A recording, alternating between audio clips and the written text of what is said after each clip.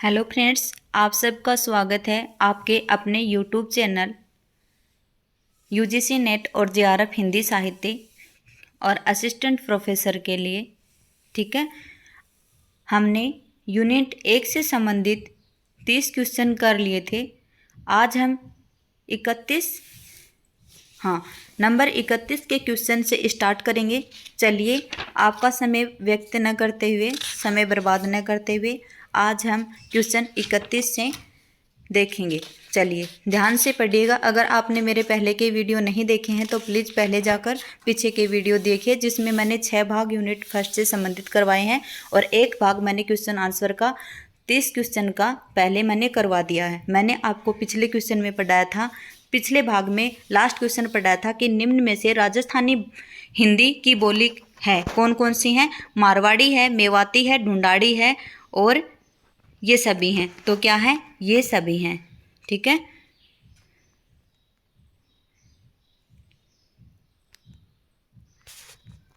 चलिए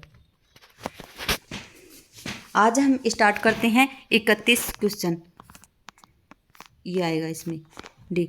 चरणदास जी की शिष्या दयाबाई और सहजोबाई राजस्थानी हिंदी की किस बोली में रचना करती थी। क्या पूछा आपसे कि चरणदास जी की जो शिष्या हैं दयाबाई और सहजोबाई राजस्थानी हिंदी की किस बोली में रचना करती थी वो, तो कौन सी बोली में करती थी। क्वेश्चन नंबर 31 में आएगा ए, क्या, मेवाती। बिहारी हिंदी की कौन सी बोली बिहार से अधिक उत्तर प्रदेश राज्य में बोली जाती है। याद करने की कोशिश कीजिए कि बिहारी हिंदी की कौन सी ऐसी बोली है जो बिहार के से अधिक उत्तर प्रदेश राज्य में बोली जाती है। तो क्या आएगा 32 में, क्या आएगा, चलिए बताइए। भोजपुरी। क्या आएगा, भोजपुरी। भोजपुरी बोले जाने वालों की संख्या कितनी है, 2 करोड़ है और मैथिली बोले जाने वालों की संख्या क्या है, 1.5 करोड़।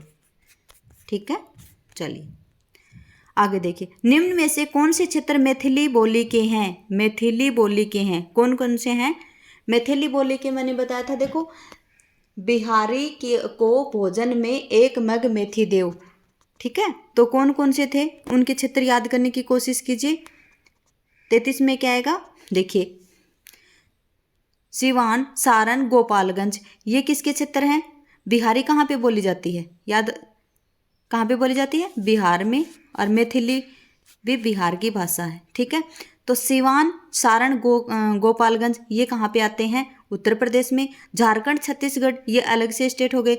वाराणसी, बस्ती, गोंडा ये भी किसके हैं, उत्तर प्रदेश के। देखिए, दरभंगा, शिवहर और पूर्णिया ये किसके हैं, बिहार के क्षेत्र हैं। ठीक है, किसके क्षेत्र हैं, बिहार के क्षेत्र हैं।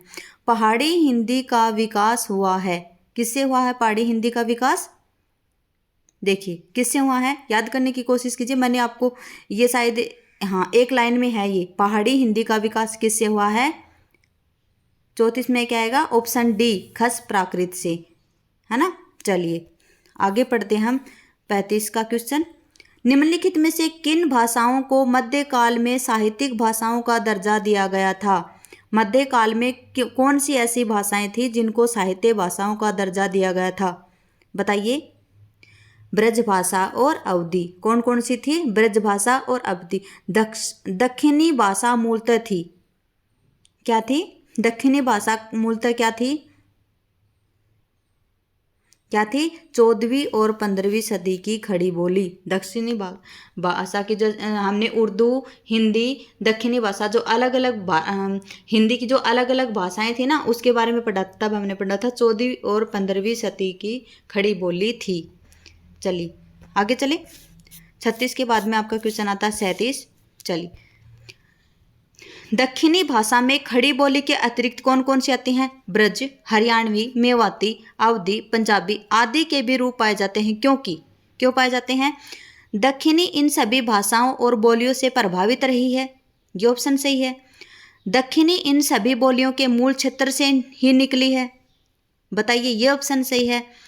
या फिर दिया है दक्षिणी के साथ साथ इन सभी भाषाओं और बोलियों का विकास एक साथ हुआ है, ये सही है।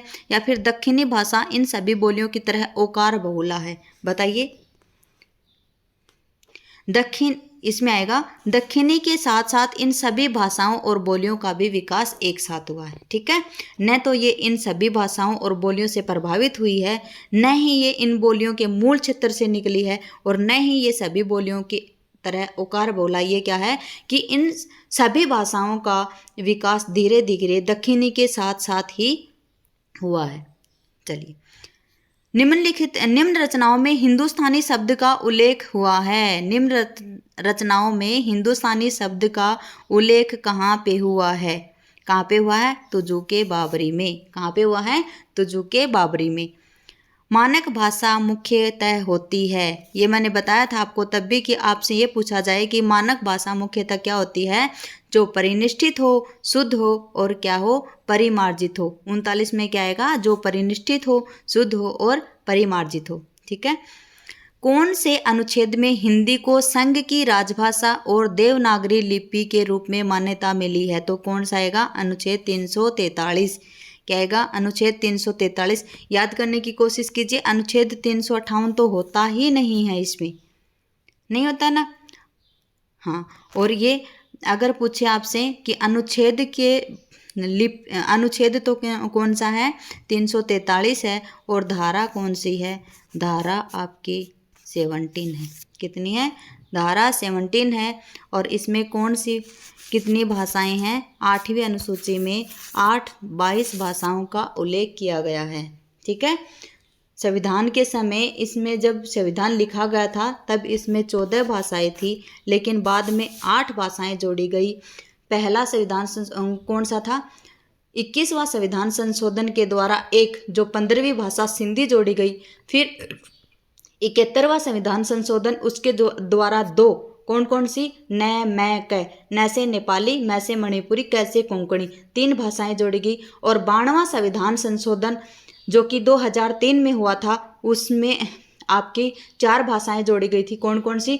बोडो, डोगरी, मैथिली और संथाली। टोटल आपकी 22 भाषाएं हैं। आपको है ना, सच में बता रही हूँ, मैं दिल से बता रही हूँ कि आपको है ना हर चीज़ अंगुलियों पे याद होनी चाहिए, लेकिन उसके लिए आपको पढ़ना पड़ेगा।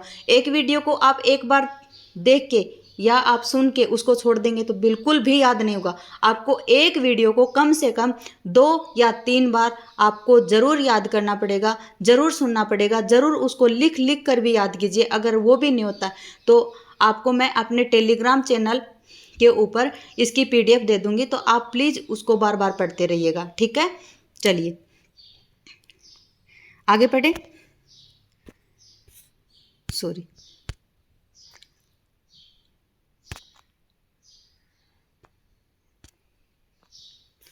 चलिए हमने पढ़ लिया 39-40 तक। चलिए आगे पढ़े। 8वीं अनुसूची के 92वें संविधान संशोधन द्वारा किस भाषा को सम्मिलित किया गया? बोडो, डोगरी, मैथिली और संथाली। संथाली भी है, डोगरी भी है, मैथिली भी है, और एक भाषा और आती है यहाँ पे। कौन सी? बोडो। कौन सी आती है? बोडो। ठीक है, चलिए तो ये सभी आएंगे इसमें। देवनागरी लिपि कौन सी है? देवनागरी लिपि बताइए। चित्रात्मक है, संकेतात्मक है, वर्णनात्मक है, अक्षरात्मक है? अक्षरात्मक लिपि है। क्या है? अक्षरात्मक। वर्णात्मक लिपि कौन सी है? जो रोमन लिपि है ना आपकी, रोमन लिपि, वो आपकी वर्णात्मक लिपि है। अंग्रेजी भाषा की होती है ना, जो अंग्रेजी भाषा की वर्णात्मक लिपि है ना, उसको क्या बोलते हैं? रोमन को वर्णात्मक बोलते हैं। शौरसेनी अपभ्रंश तथा अवहट मध्य प्रदेश के अतिरिक्त बंगाल आदि प्रदेशों में काव्य भाषा के रूप में प्रयुक्त होती है। यह कथन किसका है? चलिए बताइए, ये किसका है? डॉक्टर सुनीति कुमार चटर्जी का है। किसका है? सुनीति कुमार चटर्जी ने क्या कहा है कि शौरसेनी अपभ्रंश या अर्थात अवहट मध्य प्रदेश के अतिरिक्त बंगाल आदि प्रदेशों में भी काव्य भाषा के रूप में प्रयुक्त हुई है। सुनीति कुमार चटर्जी बोलते हैं कि जो शौरसेनी अपभ्रंश, या इसको आप अवहट भी बोलते हैं ना, ये मध्य प्रदेश के अतिरिक्त बंगाल आदि प्रदेशों में भी काव्य भाषा के रूप में लिखा गया है। ठीक है, मध्य प्रदेश में ही नहीं, बंगाल में भी इस भाषा का काव्य में प्रयोग हुआ है। ये किसने कहा है? सुनीति कुमार चटर्जी ने। ठीक है, किस भाषा के लिए? अवहट या अपभ्रंश के लिए। चलिए, पाली भाषा मुख्यतः इन क्षेत्रों में प्रचलित है। बताइए, कौन कौन से क्षेत्रों में प्रचलित है? मैंने आपको ये भी बताया था, देखो कि ऐसे दो दो आ जाएंगे, आपको दो उसमें से चूज करने पड़ेंगे, कौन से दो सही हैं कौन से दो गलत हैं। मैंने पढ़ते पढ़ते भी आपको बताया था। अगर किसी ने यूजीसी नेट जेआरएफ का पहले पेपर दे रखा है तो उसके लिए तो कोई दिक्कत नहीं है, लेकिन जो न्यू स्टूडेंट है ना, उनके लिए है ये सलाह। आप किसी ने 3 3 4 4 बार क्वेश्चन पेपर दे दिए हैं, वो ये ना समझे कि हमें पता नहीं है, हमें तो पता है, हमें क्यों बता रहे हो आप। नहीं, जरूरी थोड़ी होता है कि इस वीडियो को वही बंदा देखेगा जिसने 3 4 बार देखा हो, पहली बार भी कोई प्रिपरेशन करने वाला होगा, इसलिए मैं आपको बता रही हूँ। कैसे क्वेश्चन आएंगे? ऐसे क्वेश्चन आएंगे। देखिए आ गया कि पाली भाषा मुख्यतः इनमें से कहाँ कहाँ प्रचलित है, तो यहाँ पे दे दिया मगध उज्जैनी में, कलिंग कौशल में, श्रावस्ती नेपाल में, कुरु पंचाल में। बताइए क्या आएगा इसमें? याद करने की कोशिश कीजिए, आप जोड़िए इनको, तब तक मैं बता रही हूँ आपको। चलो मैं बता दूं, चलो बन गया होगा आपको, ठीक है। चलो मैं बताती हूँ, इसमें आएगा मगध और उज्जैनी। मैंने ये साफ साफ लिखा था कि पाली भाषा मगध उज्जैनी कलिंग और कौशल की बोली है, ठीक है। तो ये क्या आएगा? 1 और 2। इसमें ऑप्शन क्या आएगा? 44 में बी। चलिए, शौरसेनी नाटकों में गद्य भाग की भाषा है, शौरसेनी नाटकों के गद्य भाग की भाषा है, ठीक है। यह विचार किसका था? जो शौरसेनी भाषा है वो नाटकों का जो गद्य भाग है ना, उसकी भाषा है। या ये बस ये पूछे कि नाटकों के गद्य भाग की भाषा शौरसेनी बताई है, ये किसने बताई है? बताइए 45 में। जॉर्ज ग्रियर्सन ने। किसने? जॉर्ज ग्रियर्सन ने, जिसने हरियाणवी को बांगरू कहा है, ठीक है। उर्दू का जन्म दिल्ली और आगरा में नहीं बल्कि दक्षिण भारत में हुआ, इस कथन की सहमति कौन रखते हैं? कौन रखते हैं बताइए? राहुल सांकृत्यायन जी। राहुल सांकृत्यायन जी क्या कहते हैं कि उर्दू का जन्म दिल्ली और आगरा में नहीं हुआ है, उर्दू का जन्म दिल्ली और आगरा में नहीं हुआ है, बल्कि जो दक्षिणी भारत मतलब दक्षिण भारत में हुआ है, ठीक है। दिल्ली और आगरा किस साइड में आ गए? उत्तर भारत में आ गए। तो राहुल सांकृत्यायन जी क्या कह रहे हैं कि हिंदी उर्दू है, इसका जन्म दिल्ली आगरा में ना होकर क्या हुआ? दक्षिण भारत में हुआ है। समझ में आ रहा है? चलिए आगे देखिए, निम्नलिखित रचनाओं में से किसका संबंध शौरसेनी प्राकृत से है? आ गया ना वही क्वेश्चन, जो दो दो को चूज करना पड़ेगा, 2 को छोड़ना पड़ेगा। चलिए, निम्नलिखित रचनाओं में से किसका संबंध शौरसेनी प्राकृत से है? किसका संबंध शौरसेनी प्राकृत से है? देखिए, कच्चान व्याकरण का है, जैन साहित्य का है, प्राकृत व्याकरण प्रकाश का है, आनंद सुंदरी। तो क्या आएगा इसमें? क्या आएगा? जैन साहित्य और आनंद सुंदरी। देखिए कच्चान व्याकरण और प्राकृत ये किससे हैं? कच्चान व्याकरण किस में लिखा गया था? पाल्य में, ठीक है। तो ये क्या दिया है? शौरसेनी प्राकृत में क्या है? जैन साहित्य और आनंद सुंदरी है। क्या है? आनंद सुंदरी है। चलिए आगे बढ़े। 48 में देखिए, सुमेलित कीजिए। क्या करना है आपको? सुमेलित करना मतलब मिलाना है आपको। किससे? आराम आराम से करेंगे, जल्दी जल्दी में न तो आपको समझ में आएगा न मेरे आपके तो ऊपर से जाएगा ही जाएगा, मैं भी कोई गलती में कोई गलत आंसर टिक करवा दूंगी, ठीक है। तो आप जल्दबाजी न करते हुए आराम से पढ़िए। और अगर आपको जल्दी जल्दी वीडियो देखना है तो वीडियो को आप नॉर्मल से हटा करके 1.5 या फिर 2 पर कर लीजिए, ठीक है। अगर आपको समझ में आ रहा तो समझिए। चलिए सुमेलित कीजिए। 48 में क्या आएगा? पहले आप पढ़िए। देखिए, बांगरू, बांगरू कहाँ बोली जाती है? फिर भोजपुरी, फिर कुमाऊनी और खड़ी बोली। देखिए, अगर आपको नहीं समझ में आ रहा है तो आप देखिए कि इनमें से पहले आप कौन सी लगाएंगे, ठीक है।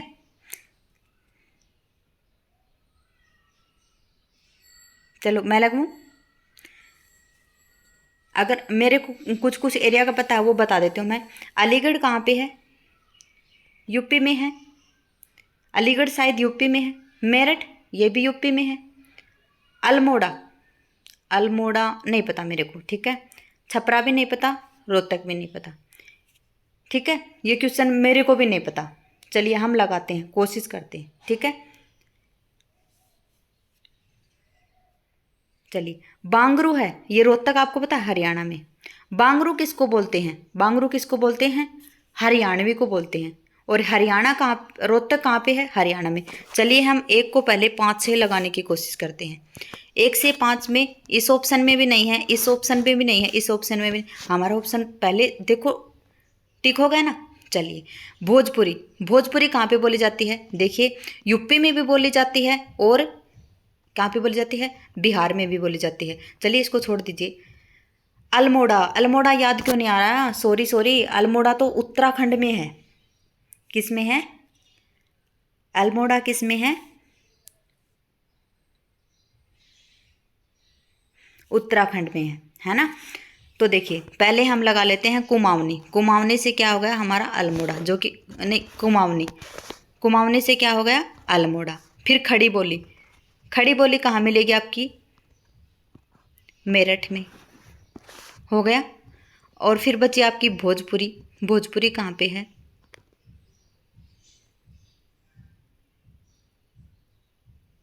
छपरा में। ठीक है, चलिए मैं दोबारा लगवाते हैं आपको।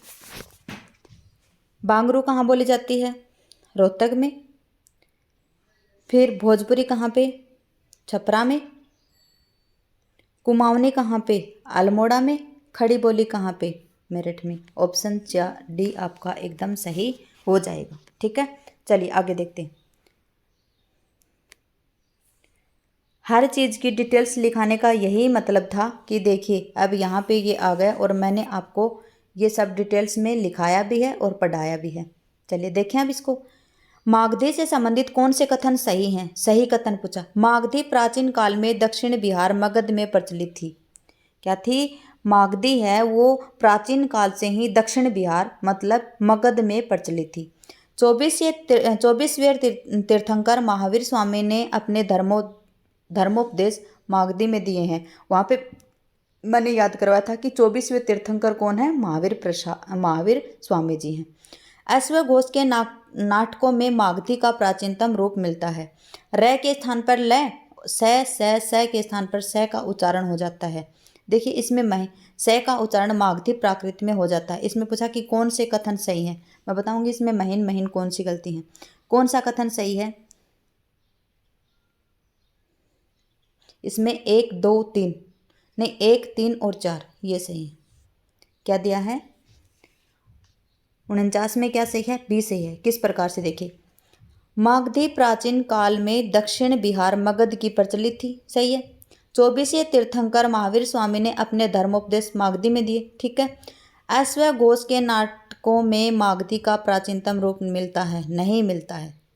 और फिर क्या है? र के स्थान पर ल, स के स्थान पर स का उच्चारण हो जाता है। चलिए आगे बढ़े। आयो गोष्ठ बड़ो व्यापारी आदि लादी खेप ज्ञान योग की ब्रज में आनी उतारी। उक्त पंक्ति किस बोली में है? किस में है?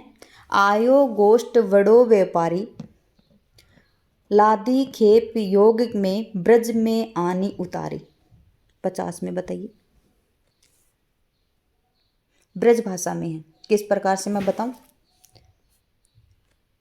ब्रज के ग्वाले कौन थे? श्री कृष्ण जी, ठीक है। श्री कृष्ण जी ने जब विदुर को भेजा था गोपियों के पास में, तब वो उल्हाना देते हुए उनको क्या बोलते हैं? आयो गोष्ठ बड़ो व्यापारी। गोष्ठ क्या बोलते हैं वो? कि बड़ा व्यापारी आया है यहाँ पे, अपना ज्ञान, अपना जो ज्ञान है, जो इसने अपने लाद रखा है, जो अपने ऊपर जो ज्ञान का ये बोझ लेकर आ रहा है, ये कहाँ पे उतार रहा है? ब्रज में आके उतार रहा है, ठीक है। कहाँ पे उतारा है? ब्रज में आके। तो ब्रज में आनी उतारी, ब्रज क्षेत्र में क्या बोली जाती है? ब्रज भाषा, ओके। निम्न में से कौन कौन सी रचनाएं अपभ्रंश काल की हैं? चलिए अपभ्रंश काल की रचनाएं कौन कौन सी हैं? नए कुमारचर्यु, मृच्छकटिकम, मिलिंद तन्हो, भविष्यत कहा। 51 में बताइए क्या आएगा? आएगा डी। कौन कौन सी आएंगी? 1 और 4, नए कुमारचर्यु और भविष्यत कहा। ये किसकी हैं? अपभ्रंश काल की रचना है। सौर सेनी अपभ्रंश से विकसित हुई भाषाएं कौन सी हैं? सौर सेनी अपभ्रंश से विकसित हुई भाषाएं कौन सी हैं? बताइए कौन कौन सी हैं?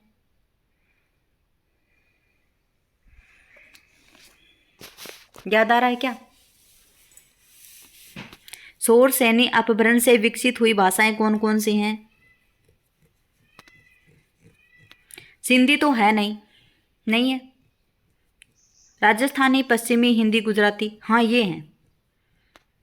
देखिए मैंने आपको ट्रिक भी बताई थी शायद कि हिंदी है वो राजस्थान से शोर करते हुए गुजर गई, बताया था, याद करने की कोशिश कीजिए।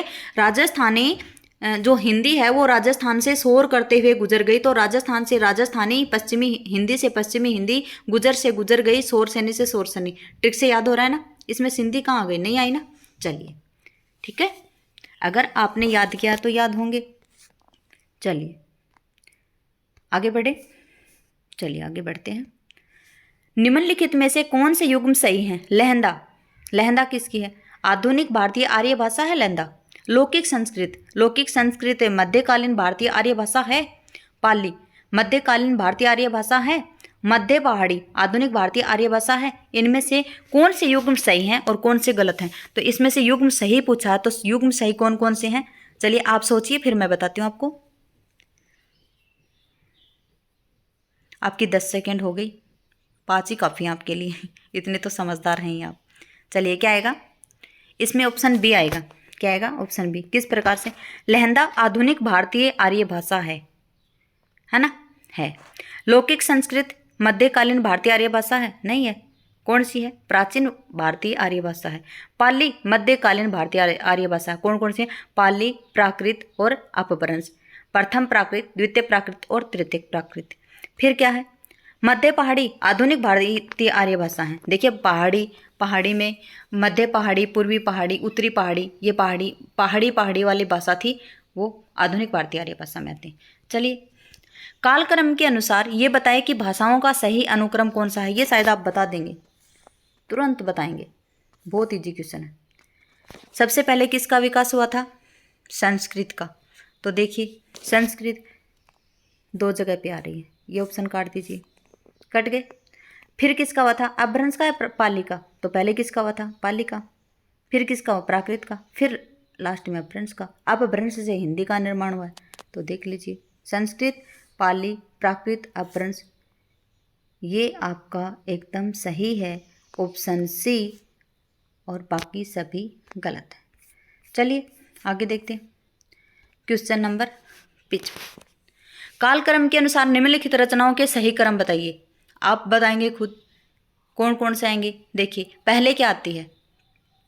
पहले आती है संस्कृत। संस्कृत में वैदिक और लौकिक।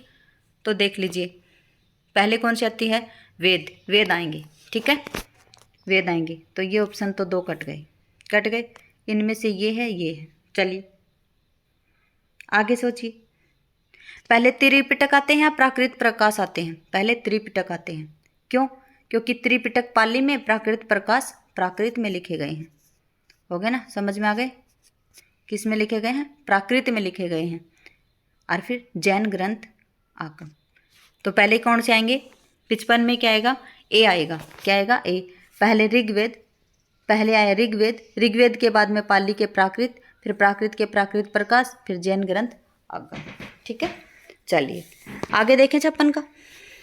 साहित्य रचना के आधार पर काल क्रम के अनुसार निम्नलिखित भाषाओं बोलियों का सही क्रम क्या है? इसको पढ़ने की कोशिश कीजिए। जो साहित्य रचना है उसके आधार के ऊपर कौन सा भाषाओं व बोलियों का क्रम सही है? पहले कौन सी भाषा आई, फिर कौन सी भाषा आई, फिर कौन सी भाषा आई? चलिए पहले कौन सी आई? इतना तो आप देख लीजिए कि 56 में से पहले बी आएगा या डी आएगा, क्योंकि ये तो कट जाएंगे। क्योंकि हिंदी का विकास किससे हुआ है? अपभ्रंश से। ऐसे ऑप्शन को काट दो, आप बहुत अच्छे से समझ में आएगा। 2 हो गए। चलिए फिर आता है अपभ्रंश। अपभ्रंश के बाद में हमने क्या पढ़ा था? अवधि पढ़ा था या ब्रजभाषा पढ़ा था? याद करने की कोशिश कीजिए। पहले क्या आएगा? ब्रज आएगा। क्या आएगा? ब्रज। पहले पश्चिमी हिंदी, पश्चिम हिंदी में कौन सी थी? कानों की खड़ी बुंदेली ब्रजभान हरि के पास। यह आता था पूर्वी हिंदी में अब छत्तीसगढ़ी। तो पहले किसका विकास हुआ? ब्रजभाषा का, ठीक है। फिर अवधि का, फिर खड़ी बोली का। रचना के आधार पर भाषाओं और बोलियों का प्रकार। ठीक है। चलिए, निम्नलिखित में से कौन सा युग्म सही नहीं है? इसमें युग्म दिए गए हैं, सही नहीं है वो देख लीजिए आप।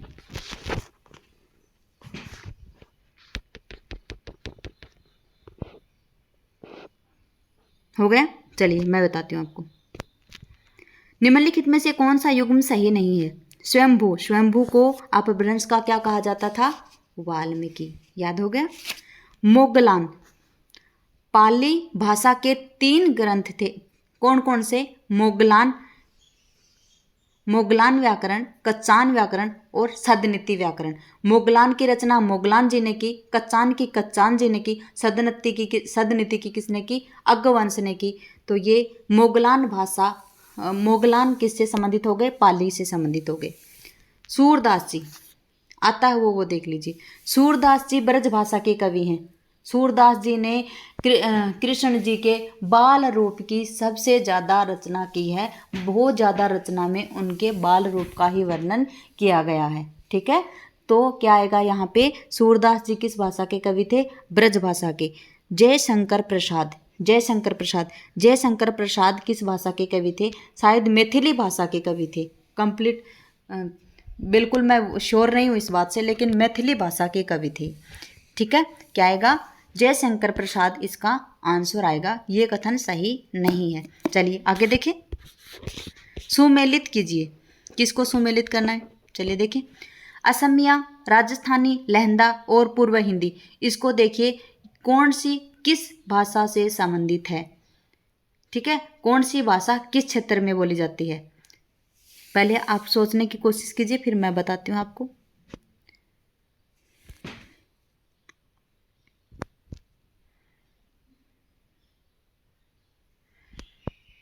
चलिए बताऊं। चलिए पहले आप राजस्थानी, असमिया, लहंदा या पूर्वी हिंदी, इनमें से देख लीजिए। 58 में क्या आएगा? असमिया में क्या आएगा? मागधी से क्या है? असमिया है। राजस्थानी किससे देख लीजिए। राजस्थानी शोर से नहीं आएगा, क्योंकि राजस्थानी हिंदी है, वो शोर करते हुए गुजर गई, राजस्थान से गुजर गई, तो क्या बोलेंगे? शोर से नहीं। लहंदा किसकी है? पूर्वी हिंदी। देखो पूर्वी 20 के ऊपर और अर्धमागधी डी में 5। डी में 5 कहाँ है? ये तो आपको याद हो जाना चाहिए। ये ट्रिक भी है और वैसे याद भी हो जाएगा। आधा रे और आधा रे, अर्ध से अर्ध रे और पूर्वी। तो ये देखिए डी में 5, डी में 5 कहाँ है? 1 2 3 4, यहाँ नहीं है। देखिए बी में है ना? बी में है डी में 5। तो देखिए असमिया में क्या आएगी? मागधी। राजस्थानी शोर से नहीं। लहंदा में क्या आएगी? लहंदा में आएगी ब्राचट पेशाची। ठीक है, और पूर्वी हिंदी में क्या आएगी? अर्धमागधी। तो ऑप्शन इसका भी एकदम सही है। चलिए, कवि और साहित्यकार हैं और इनकी रचना। चलिए ये तो बड़ा मज़ा आने वाला है ना? चलिए, इसमें है रुद्रदास, विशाख दत्त, ठीक है, अब्दुल रहमान और धनपाल। रुद्रदास की मैं आपको नहीं बताऊंगी। चलिए, जो मेरे को ट्रिक आती है, जो मेरे को याद है, मैं वहीं कर लेती हूँ, है ना? ऐसे आप करेंगे ना तो आपको क्वेश्चन बहुत जल्दी हो जाएंगे और आपको याद भी हो जाएंगे और आपके जो एग्जाम में आप गलत भी नहीं करके आएंगे। सच में बता रही हूँ मैं, रियली। चलिए, विशाख दत्त, जिसके दांत जो बड़े बड़े हैं उसको क्या बोलेंगे? राक्षस। क्या बोलेंगे? राक्षस। तो विशाख दत्त से बन गया मुद्रा राक्षस। ठीक है। अब्दुल रहमान की मैंने आपको एक ट्रिक बताई थी। अब्दुल रहमान में क्या आ रहा है? अब्दुर नहीं है संदेश भेजना, संदेश राशक। और फिर क्या? धनपाल, धन जोड़ेंगे हम तो किसके लिए जोड़ेंगे? भविष्य के लिए। तो धनपाल जी का हो गया भविष्यत कहा। अब देख लीजिए रुद्रदास में क्या आएगा? करंग कौचरित या चंद्रलेख आएगा? तो नहीं आएगा। करंग कौचरित में तो क्या आएगा? ये तो करंग नाम का ही कुछ वैज्ञानिक है, साहित्यकार है, कवि है, उसी की रचना है। तो रुद्रदास में क्या आएगा? चंद्रलेखा। ठीक है। रुद्रदास, रुद्र, राहु केतु, रुद्र कुछ होता है शायद, है ना? मेरे ध्यान में नहीं आ रहा, सॉरी। रुद्र और चंद्र, द्र लेखा दास। ठीक है, याद कर लेना, सोच लेना आप थोड़ी बहुत, आप भी समझदार हैं। तो देखिए इसमें 59 में क्या आएगा? ए में क्या रहा, 3, ए में 3 2 जगह पे आ रहा, इनको तो काट दो, देखो ही मत, ये भी काट दो, ये भी काट दो। 1 में 3, फिर क्या है, विशाख दत्त, विशाख दत्त का है 4, कहाँ पे है, डी ऑप्शन में है। चलिए देखते हैं 59 में क्या आएगा, डी। आगे देखें, चलिए ये देखते हैं, इसको देखते हैं। इसमें सुमेलित कीजिए, ये इधर काव्य भाषा है, इधर रचना है। अपभ्रंश में कौन सी भाषा लिखी गई है वो देखते हैं। लौकिक साहित्य संस्कृत में कौन सी भाषा लिखी गई है वो देखते हैं। खड़ी बोली में कौन सी है वो देखते हैं। ब्रज भाषा में कौन सी है वो देखते हैं। देखो, सूरसेन ने श्रावकाचार लिखी थी, वो किससे संबंधित थी, किससे संबंधित थी, याद करने की कोशिश कीजिए। अपभ्रंश से संबंधित थी श्रावकाचार। ए में 5 आएगा, इन तीनों में तो है भी नहीं, ये तो सीधा ही बन रहा है। चलिए लौकिक संस्कृत में, लौकिक में मैंने बताया था आपको, महाभारत बताया था, महाभारत, पाणिनि अष्टाध्यायी, पाणिनि, और क्या था, रामायण था, पुराण था, ये सब किस में, लौकिक संस्कृत में। खड़ी बोली, खड़ी बोली की एक रचना थी जिसने जयशंकर प्रसाद ने लिखा था, कौन सी थी, कामायनी, जो कब लिखी थी, 1936 में। मैंने जिस वक्त पढ़ाया तब भी बताया था आपको। फिर है ब्रज भाषा, ब्रज भाषा में कौन सी आएगी, सुजान सागर, जो सुजान ने लिखी थी, ठीक है, सॉरी सुजान ने लिखी थी, सुजान सागर किसने लिखी थी, ये सूरदास जी ने लिखी थी शायद, ठीक है। चलिए हाँ, आज आपके यही थे, इसमें ए ऑप्शन सही है। मैंने मेरी तरफ से पूरा प्रयास किया आपको समझाने के लिए। अगर वीडियो में कोई भी कमी हो या फिर मैंने कुछ ज़्यादा ही बोल दिया तो उसके लिए I am really very very sorry. चलिए, आपका दिन शुभ रहे और आप ऐसे ही पढ़ते रहें, ठीक है। चलिए बाय।